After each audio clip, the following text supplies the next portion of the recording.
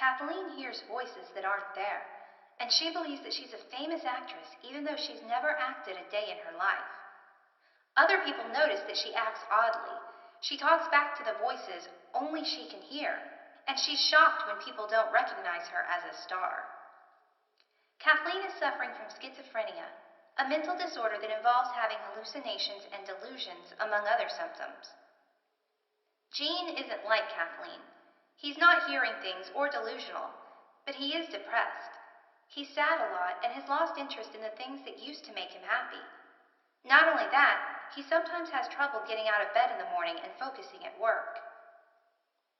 What could cause schizophrenia, depression, and other psychological disorders? Psychologists don't all agree. Some believe that psychological problems are primarily biological in nature. That is, they are caused by some underlying physical or neurological condition. For example, Kathleen's brain works differently from most people's. When she hears voices, the part of her brain that deals with hearing is active, as though she was actually, physically hearing someone talk. Others believe that abnormality is mostly caused by a person's environment. They say that problems in a person's life cause psychological problems. Take Gene, for example.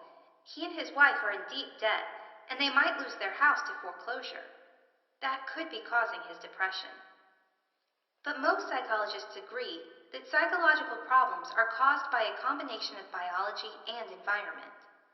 The diathesis stress model of abnormality tries to explain how biology and environment work together on people's minds.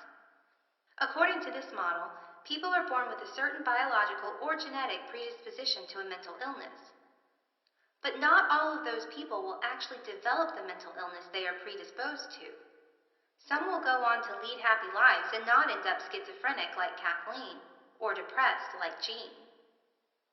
Some, though, will experience situations in their lives that increase the likelihood that they will develop the mental illness. If their life situation is serious enough, the combination of environment and biology will lead them to developing the illness. Let's look a little closer at the diathesis stress model, including the three main concepts linked to it: diathesis, stress, and protective factors. The first part of the diathesis stress model is diathesis, or vulnerability to a mental illness. Think of this like the starting line of a race, and think of the finish line as a specific mental illness, like depression. In this race, though, not everyone starts at the same place. Some people are miles and miles away from depression, while others are very close to it. Genetics and biology determine how close you are to the finish line of depression. Someone like Gene, for example, might have a diathesis that is very high for depression. That is, he was born with a vulnerability for depression. That doesn't mean that he will definitely get depression, only that his starting line is closer to depression than yours or mine.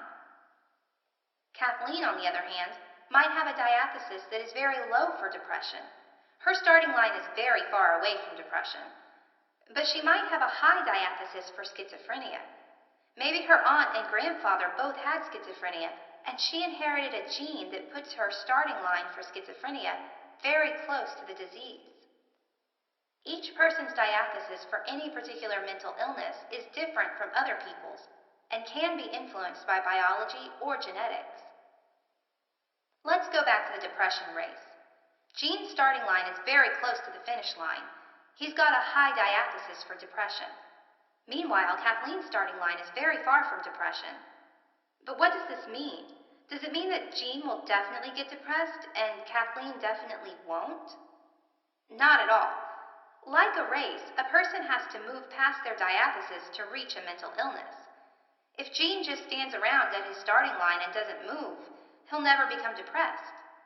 Meanwhile, even though Kathleen is further away, if she races to the depression finish line, she'll get there eventually.